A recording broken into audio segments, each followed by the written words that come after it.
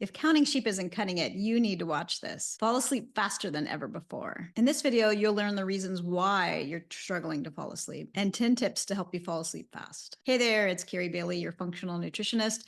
I work with people with anxiety, depression, and other weird mystery symptoms, and I help them heal naturally. Welcome to this growing community of people who are ready to end their suffering and start healing for good. Let's jump into today's video. There's a lot of reasons why you might be having trouble falling asleep. The main reason is that there's too much adrenaline and cortisol in the system that has built up over the day, and or you're not able to break it down and get rid of it. So one reason this is happening is adrenal fatigue. You've got that wired but tired feeling. You might wake up tired, again, build up that adrenaline and cortisol throughout the day, and then when it's time to go to bed, you get that second wind. You've got all that adrenaline and cortisol that's preventing you from falling asleep. Now, your nervous system may have also been overactive during the day. This could be anxiety, mental emotional stressors that are building up that adrenaline and cortisol. This could even be too much exercising, over exercising.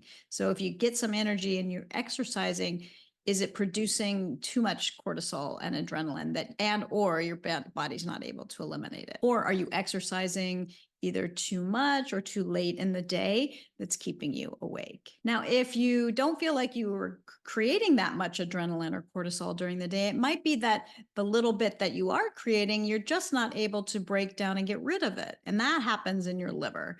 And so that might mean that your liver is sluggish or stagnant, or just not functioning optimally. I recommend that you go back and watch my fatty liver episode where we talk about not only fatty liver, but fatty liver is also associated with sluggish, stagnant, or overburdened liver. There might also be underlying causes for your sleep inability to fall asleep.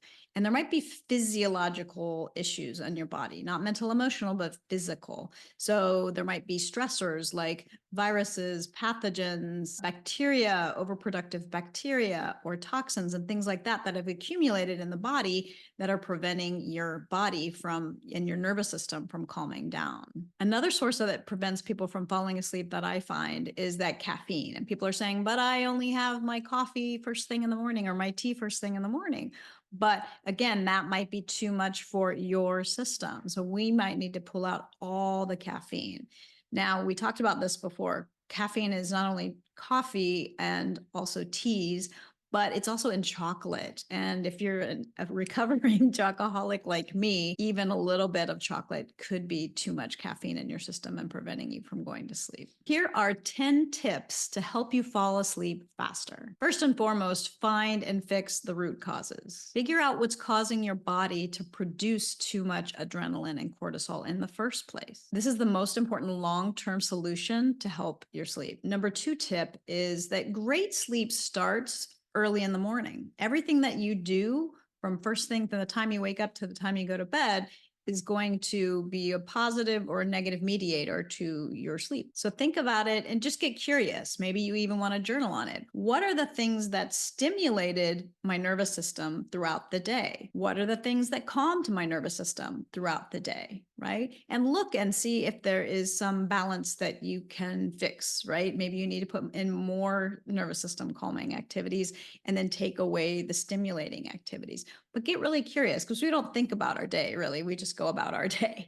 But if you sort of step back and journal on it, look at it, see, okay, what things am I doing? Okay, am I meditating? Am I calming my nervous system? Am I walking? Am I exercising? Is it too much exercise? Not enough exercise? So looking at everything that's in your day from the time you wake up to the time you go to bed. The third tip is to talk about your sleep routine. And by this, I mean, what time are you going to sleep? What time are you going to bed and what time do you get tired? So for instance, we know that the sleep we get from 10 to 2 is generally supports our deep sleep. Matthew Walker talks about this in his book where he talks about the immune system recharges during that time, during that 10 to 2 sleep. And this is essential for not only your health, but your well-being to have that sleep from 10 to 2. It's also important that your deep sleep is 30% of your total sleep. Let's say that every night you get tired about 9 o'clock, but you push through and you don't go to sleep until 11 or 12. And then you might actually be past your ideal sleep window. And so then if you bypass that, if 9 o'clock was your ideal time to go to sleep and you pushed past it, and then you try to sleep at 11 or 12 and you can't fall asleep again because you pushed past it, I would encourage you to get curious and actually try to go to sleep at 9 o'clock when you felt that original tiredness that you put through it. Try going to sleep at 9 and see if that resets your system, and do that for like a week and just see how you do. And then you might find that you naturally fall asleep later, like maybe it's 10 o'clock. Or maybe 9 o'clock is the time that your body is meant to go to sleep. And try to do that and see how you feel in the morning. See if you feel that you got a better quality of sleep or better quantity sleep, that you wake up more refreshed. But sometimes you have to play with it. You have to get out of doing the things that didn't work. My fourth tip is sleep tools. I love my Oura ring. I've had it for a really long time. I've had it for 5 years. But what I love about it is it can track my sleep. I actually use it primarily for my sleep. I wasn't sure I was getting good sleep because I've been struggling with my sleep since I was a kid. I wear this every night. And what I like about it is that I can put it in airplane mode. So I don't get the EMFs and things like that. Even while it's in airplane mode, it's tracking my sleep. It's telling me when I fell asleep, how much sleep I had. It tells me the amount of deep sleep, the amount of REM sleep, and it also tells me my readiness in the morning, which is also a reflection of your sleep. But I really like it because it allows me to track how my sleep is and gives me insight into what are the things that I did during the day since the morning before that influenced my sleep, and can I do those things again? So if I got a good night's sleep 3 nights in a row, what did I do during the day so that I can replicate that? So my fifth tip is lighting. So everything in your day, again, getting out for sunshine first thing in the morning. So I have this ritual that I've created where when I'm drinking my lemon water, I go outside and I look at the sun as close as to looking at the sun as I can. I call it my sun gazing.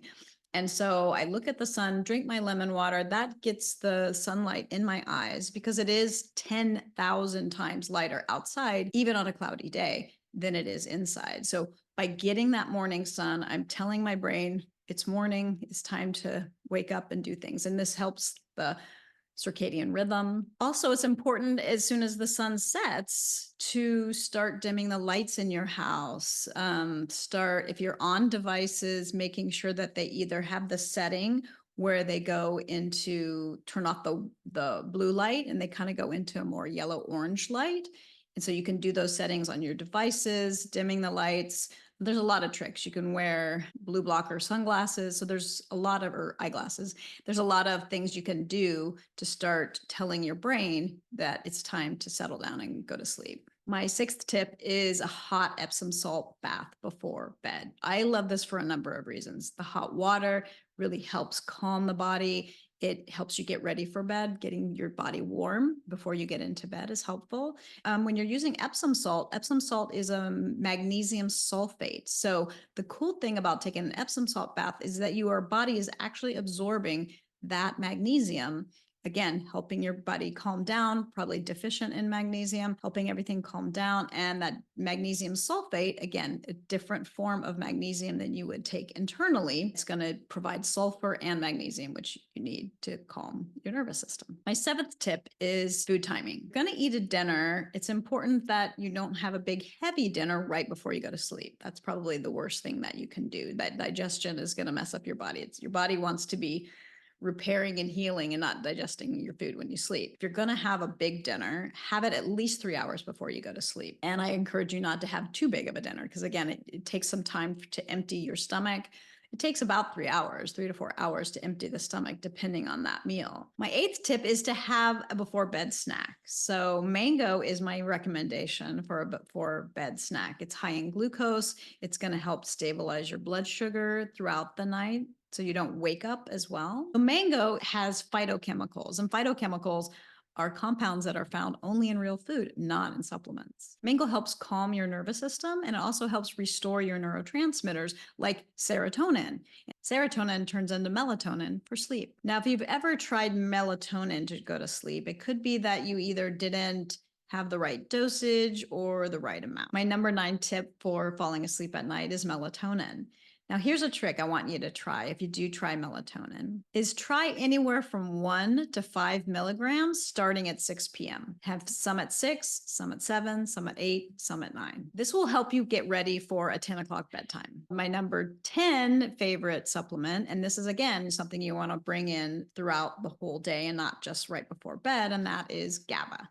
GABA at 250 milligrams with breakfast, lunch, and dinner should really help calm your nervous system and get you ready to fall asleep. So remember, it might take a combination of diet, supplements, and lifestyle, as well as getting to the underlying root cause of what's causing the sleep issues in the first place, in order for you to see results, and so order for you to get the sleep that you need so you can heal. If there are things that if you found that help you fall asleep that I didn't share here, pop a comment below and share what works for you. If you enjoyed this video, subscribe to my channel so that you can see more of my videos as I release them. Thank you so much for being here. See you next week.